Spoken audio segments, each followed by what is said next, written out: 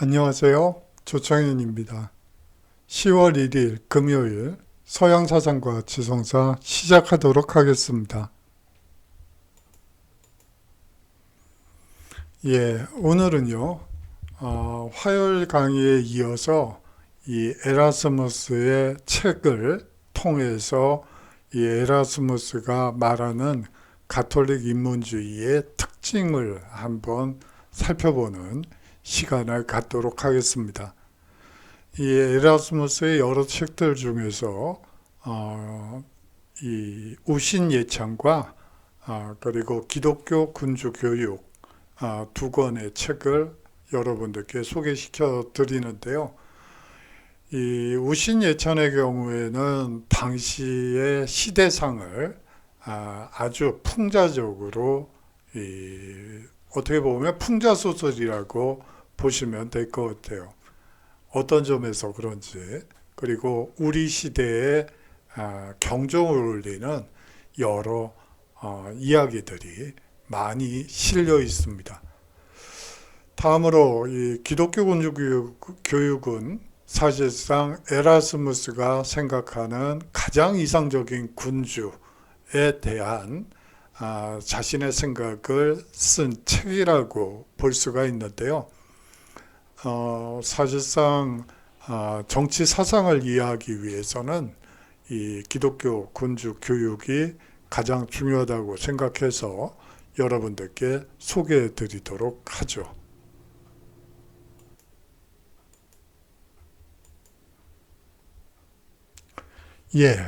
금서가 된 베스트셀러인 이 우신예찬부터 시작해 보도록 하겠습니다. 금서가 됐는데 베스트셀러가 된다는 말이 여러분들이 좀 이해가 안 될 수도 있을 것 같아요.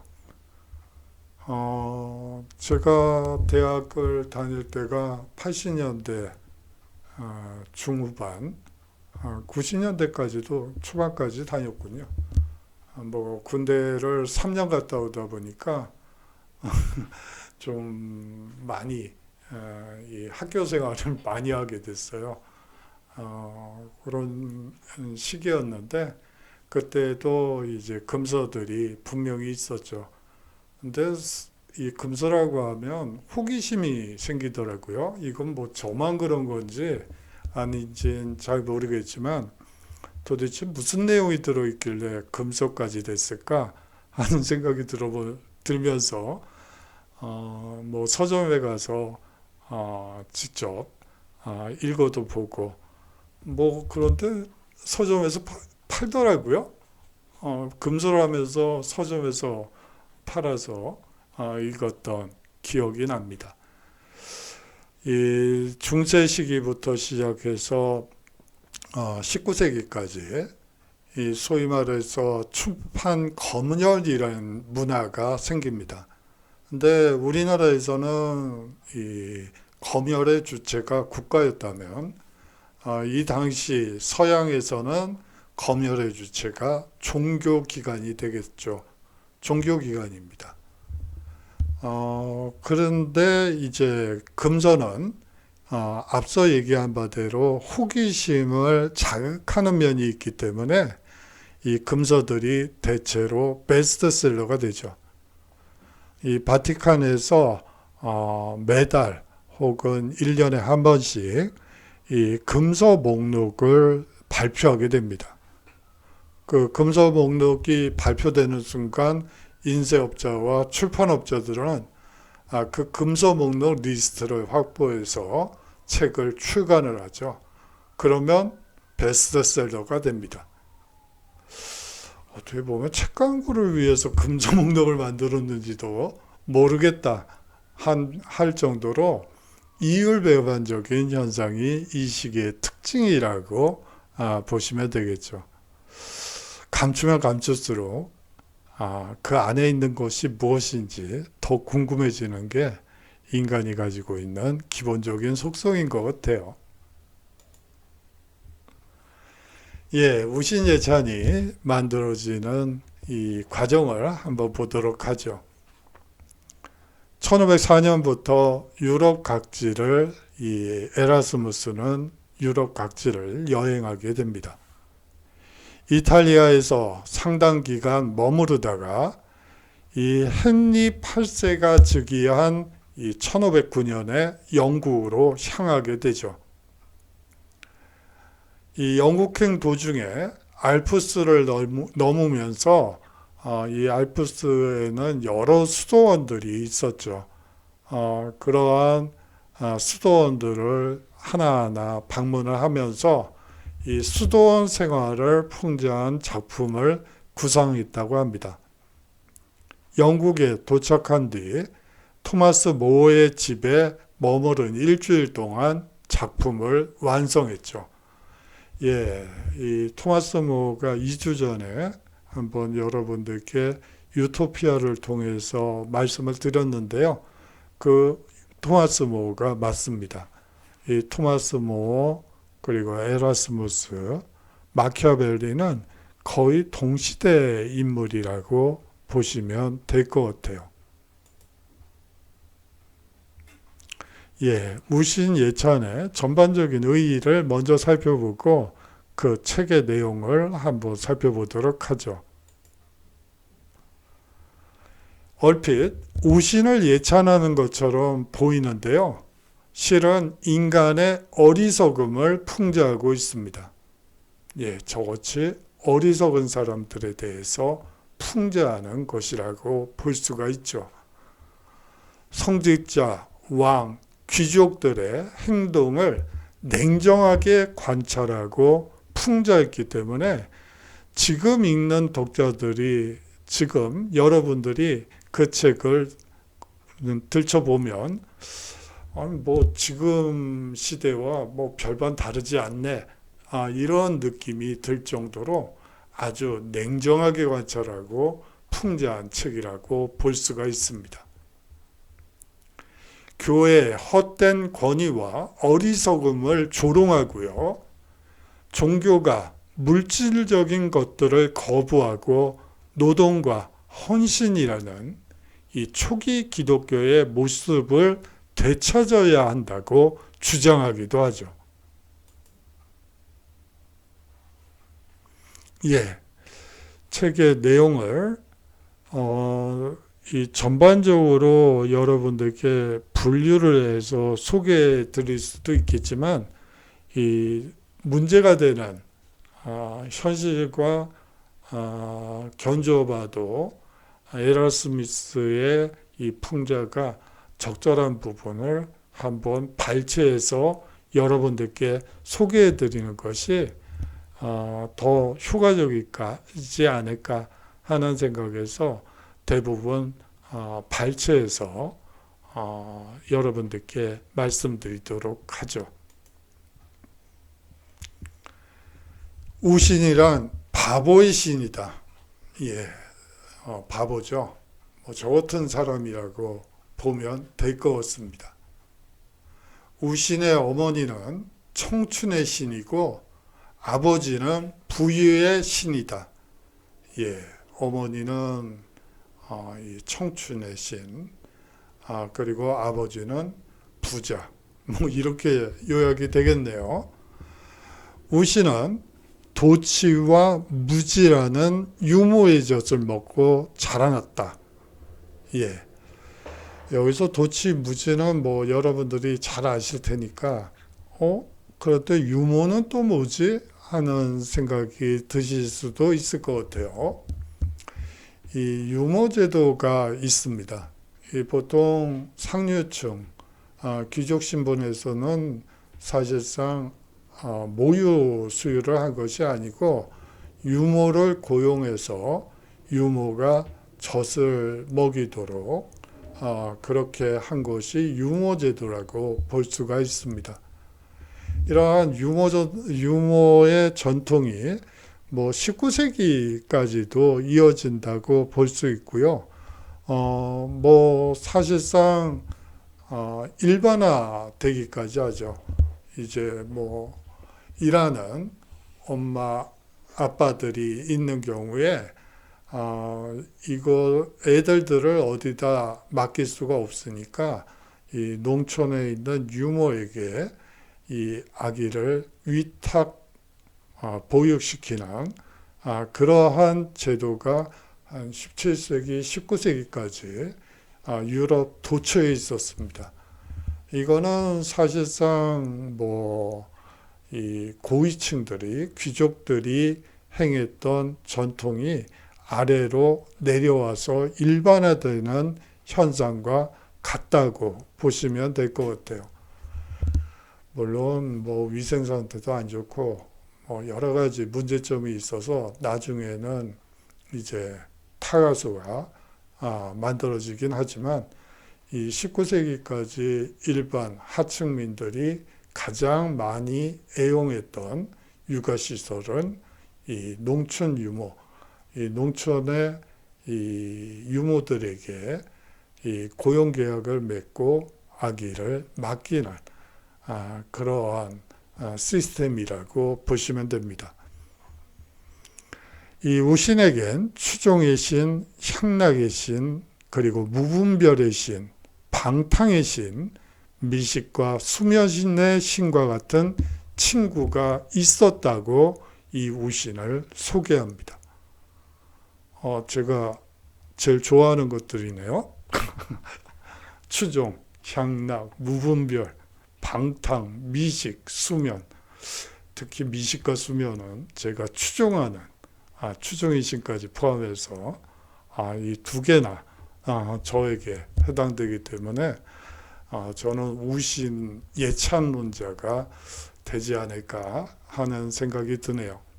여러분들은 이 중에 해당 사항이 없겠죠?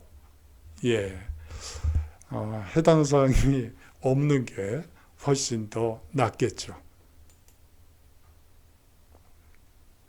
예, 에라스무스의 말을 들어보도록 하죠. 냉정한 진실보다는 달콤한 거짓이 사람을 행복하게 만들어준다. 예, 달콤한 얘기가 훨씬 더 낫죠. 냉정한 진실, 너 현실자표상 중산층 이하야. 누가 저한테 냉정한 진실을 얘기해 준다고 합시다. 그러면 어떤 생각이 들겠어요? 저런 놈이다. 죄송합니다. 저렇게 얘기를 하지. 이왕이면 좀 좋게 얘기해 줄 수도 있을 텐데, 이런 생각도 들고요. 제가 나를 싫어하나? 이런 생각도 들 거예요. 역시 우신의 어리석음 때문에 그런 생각이 들겠죠. 오늘날 군주들은 나 우신의 도움을 받아 모든 근심 걱정을 신들에게 맡겨두고 듣기 좋은 말만을 하는 자들에게 귀를 기울인다. 예, 그래요. 누구도 자기 자신을 비판하거나 자신의 정책을 비판하는 그것도요, 둔하게가 아니고 날카롭게 비판하는 이 신하를 혹은 참모진을 가지고 있다면 저런 경우가 다 있지? 날 뭘로 보는 거지? 이런 생각이 당연히 들겠죠. 그래요. 군주들은 대체로 우신의 영향권 하에 있다고 볼 수가 있을 것 같습니다. 이런 말도 있더군요. 지혜와 철학은 가난하고 찌질한 사람을 만든다. 지혜는 사람을 소심하게 만든다. 지혜로운 사람들은 가난과 기아와 헛된 희망 속에서 천대받으며 가까운 고사하고 관심조차 받지 못하고 한평생 살아간다. 이런 얘기도 있었습니다. 하지만 사람들에게 지혜로운 사람이 좋은가, 몰지각한 사람이 좋은가라고 물어보면 대체로 지혜로운 사람이 되라고 얘기를 하죠. 그럼에도 불구하고 대부분의 사람은 몰지각하게 행동하고 말하고 살아가는 모습을 풍자하기 위해서 이런 이야기를 한 것 같습니다.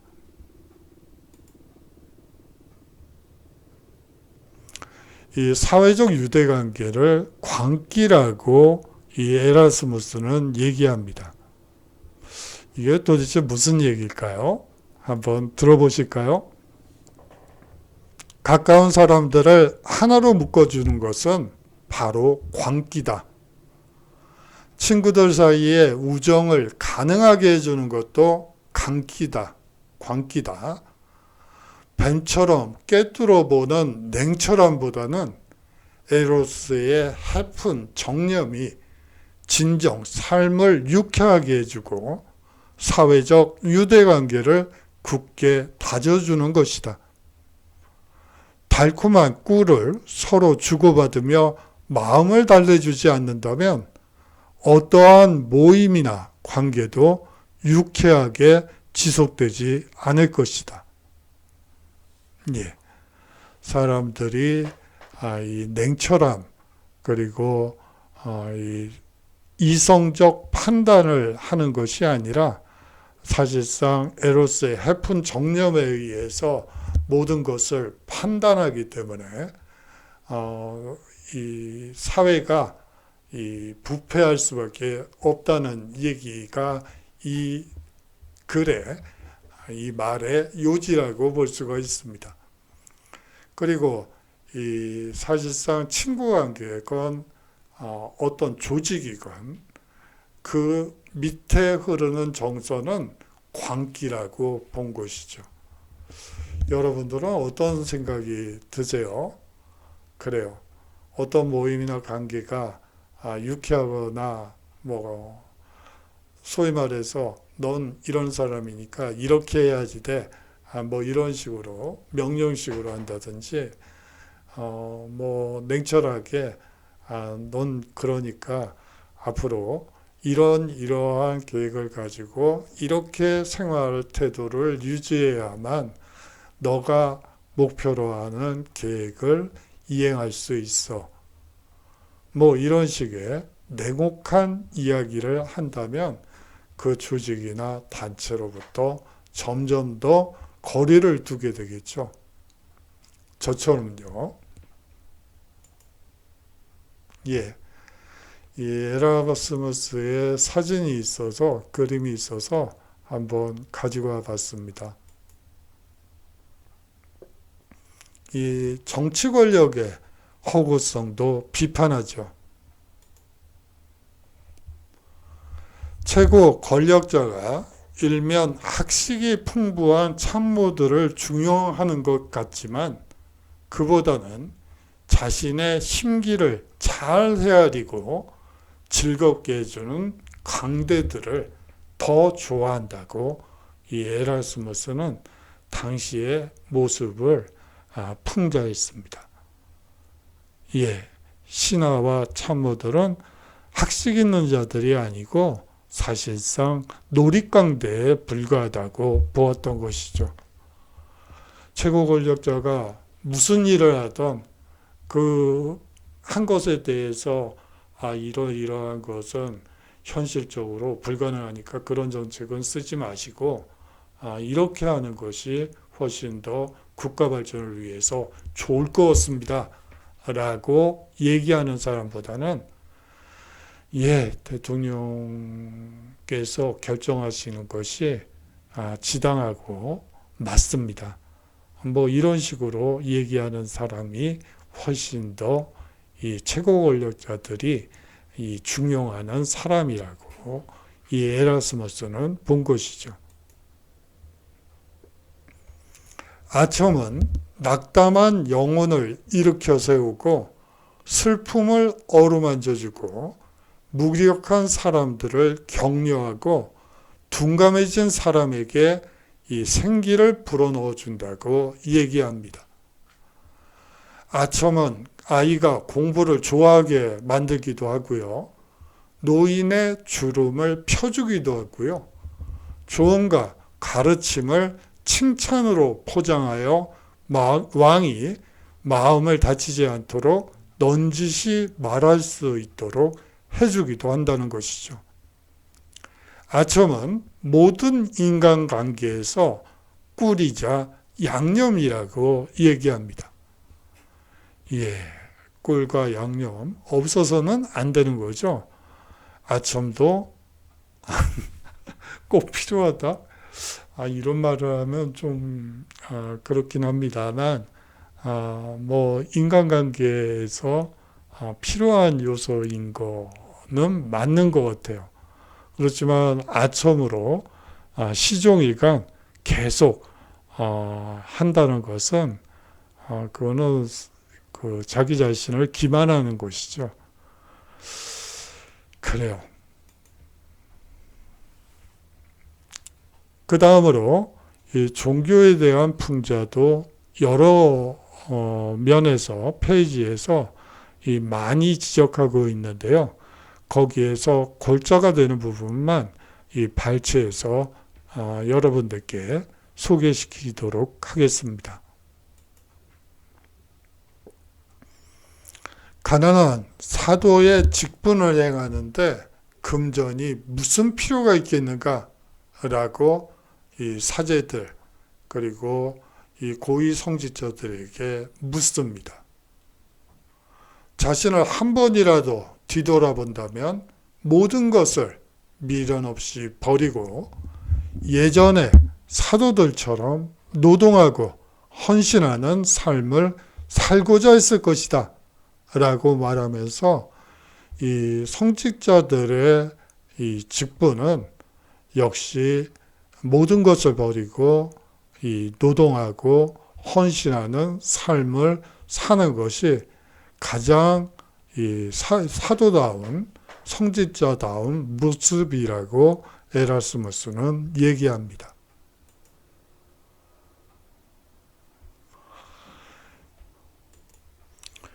예, 다음으로 이 기독교 군주교육에 대해서 살펴보는 시간을 갖겠는데요. 이 기독교 군주교육은 마키아벨리의 이 군주론과 비교하는 것이 여러분들께 더 도움이 될 것 같아서 그 마키아벨리와 한번 비교하는 시간을 갖도록 하겠습니다.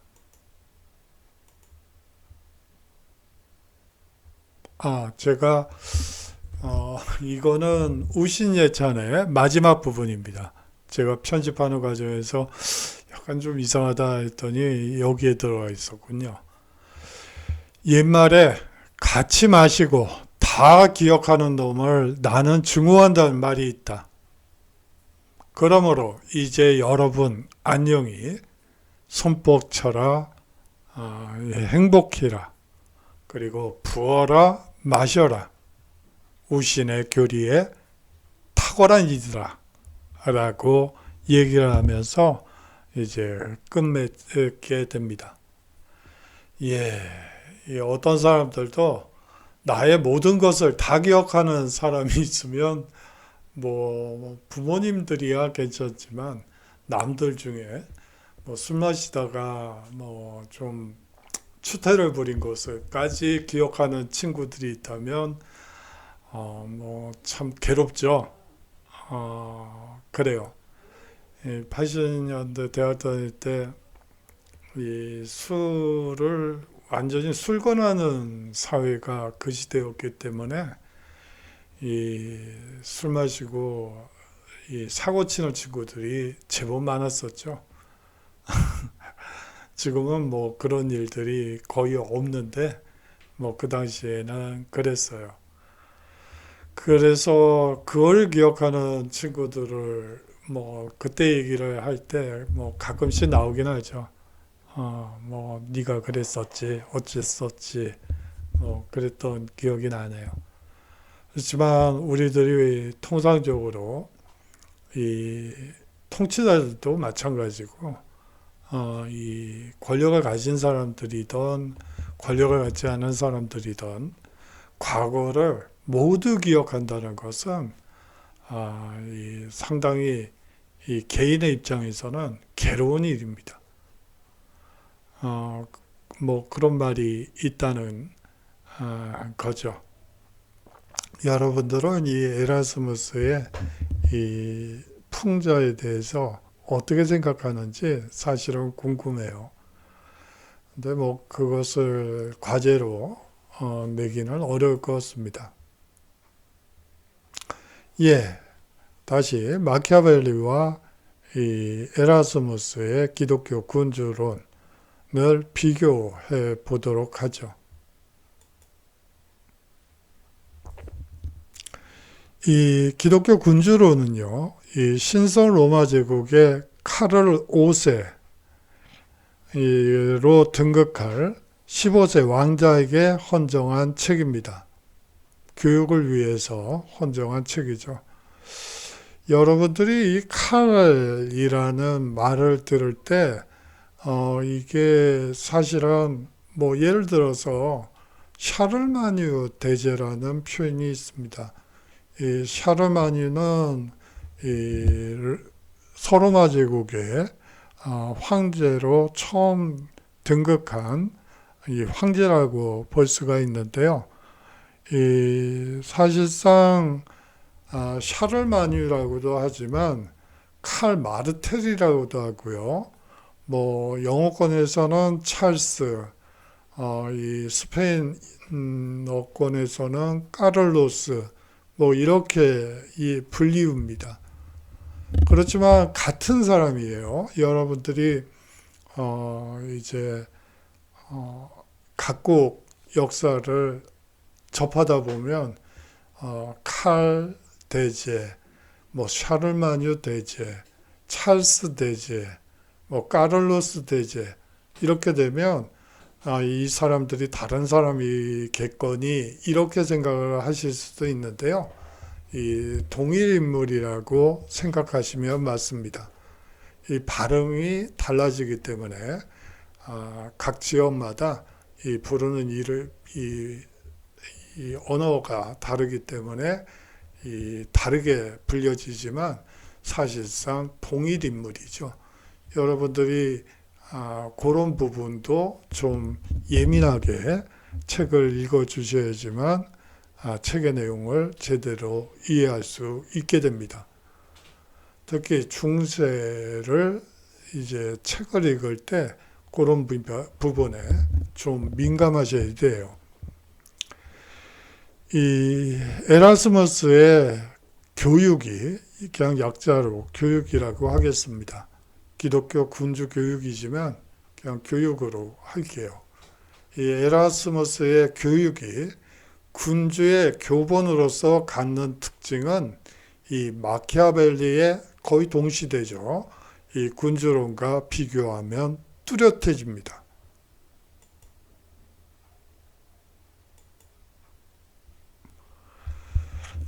군주에게 가장 중요한 업무를 마키아벨리와 에라스무스에게 묻는다면 정반대의 얘기를 하게 됩니다. 마키아벨리는 전쟁이라고 얘기를 했고요. 에라스무스는 평화라고 얘기했습니다. 어떻게 보면 정반대 얘기인데 어떻게 이런 큰 차이가 나타나게 되는 것일까요? 에라스무스는 이웃 국가와의 전쟁을 대비하기 위해 지정학을 공부하고 전쟁 수행 능력을 향상시켜야 한다고 주장했습니다. 영토의 확장이나 군주의 영광을 위한 전쟁은 막아야 한다고도 얘기했죠. 예. 이 마키아벨리는 사실상 통일만 이탈리아 반도의 통일만 이룰 수 있다면 전쟁을 통해서 통일을 이루어야 된다고 얘기를 했습니다. 하지만 에라스무스는 평화가 우선되어야 한다고 얘기를 했죠. 평화 시 전쟁에 대비한 독재적 통치는 불필요하다고 에라스무스는 얘기합니다. 예, 우리가 평화시에 전쟁에 대비해서 이 군수물자를 장만하고 군사훈련을 하고 해야 된다고 보죠. 그래야지만 되겠죠. 그렇지만 에라스무스는 평화시 전쟁에 대비한 독재적 통치는 불필요하다고 얘기합니다. 이러한 통치 방식은 참주의 특성일 뿐이라고 주장하죠. 여기서 말하는 참주는 그리스 시대의 이 페이시스 트라토스를 중심으로 한 이 군부 독재를 얘기합니다. 사실상 그 부분은 사실은 좀 보강을 하고 싶은데 정치 사상하고는 아무 관련이 없어서 좀 조심스러워요. 근데 저쪽 정치 변혁의 세계사에서는 이 그리스의 아테네의 민주화 과정을 좀 다뤘었습니다. 만약에 참주에 대해서 궁금하신 분들은 그 강의 내용을 들을 수 있나요? 글쎄요. 제가 좀 시스템을 잘 몰라서 그러네요. 아니면 그냥 정치변혁의 세계사를 유튜브에서 찍으셔서 들어오셔서 들으셔도 될 것 같습니다. 제가 강의를 올렸었나요? 그게 좀 왔다 갔다 하네요. 예, 뭐 올리도록 하죠. 이 참주의 특성일 뿐이라고 얘기합니다. 이 기독교 군주의 덕목에 전투적 군주의 야수적 본성을 포함시켜서는 안 된다고 주장하죠. 자, 여기서 이제 에라스무스와 마키아벨리의 가장 큰 특징이 나타나는 것이죠. 이 통일을 위해서는 전쟁도 불사해야지 된다는 이 마키아벨리와 이 전쟁만은 막아야지 된다는 에라스무스. 그래요. 지금도 많은 논쟁거리가 되는 부분이기도 합니다. 예, 두 번째죠. 불교점을 보도록 하겠습니다. 이 군주에게 있어서 다수 또는 대중, 뭐 시민이라고 볼 수도 있고요. 현대사회에서는 국민이라고 볼 수도 있겠습니다. 예, 군주에게 있어서 다수 또는 대중, 국민 혹은 시민은 무슨 의미가 있을까요? 마키아벨리는 실질적인 권력 기반이 사실상 시민이라고 얘기했습니다. 예, 실질적인 권력의 토대는 이 다수의 지지, 대중의 지지, 국민의 지지, 시민의 지지에 기반한다는 것이죠. 하지만 이 에라스무스가 볼 때 이 다수 또는 대중은요, 이 돌봄의 대상이자 이 언제 반란을 일으킬지도 모르는 이 경계의 대상이라고 얘기합니다. 그렇다면 이 차이는 어디에서 비롯된 것일까요? 에라스무스는 이렇게 얘기합니다. 잔인한 참주와 자유로운 군주를 엄격하게 구분해내야만 한다는 것이죠. 그리고 진정한 군주라면 자유로운 군주의 길로 나아가야 한다고 얘기했던 것입니다. 예. 이 에라스무스가 생각한 올바른 군주의 길은 무엇일까요? 공포와 오락을 통해 대중의 지지를 확보하는 데에 주력해서는 안 된다고 얘기합니다.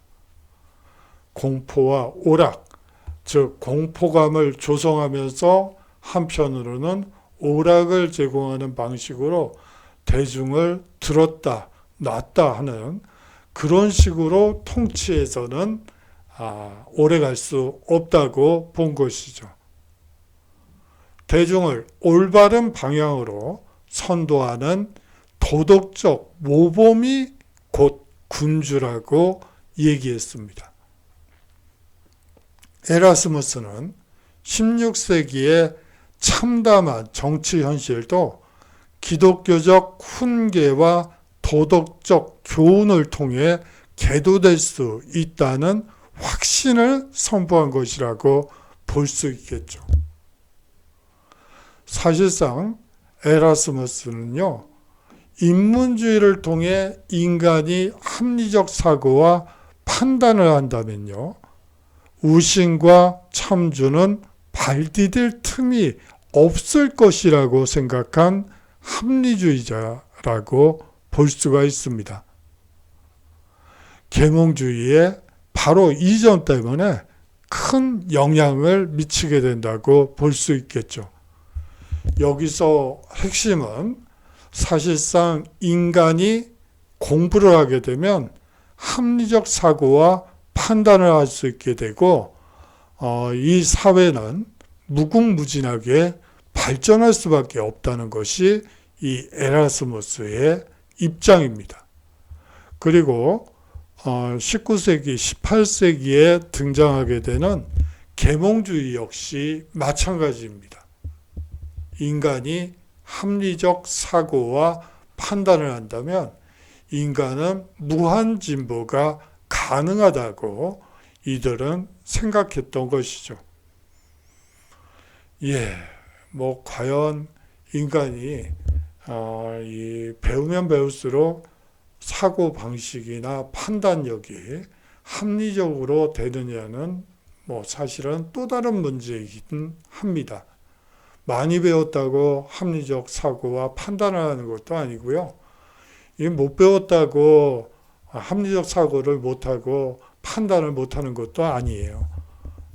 살면 살수록 느끼는 것은 지혜는 이 경험에서 우러나오는 것이지 지식하고는 별 상관이 없다는 것이 이 주위를 둘러보면서 사람들을 만나면서 깨닫게 되는 측면입니다. 우리가 합리적 사고와 판단을 하면서 살고 있지도 않죠. 저번 시간에 말씀을 드렸으니까 거기에 대해서 추가할 필요는 없을 것 같습니다. 오늘의 과제에 대해서 말씀을 드릴게요.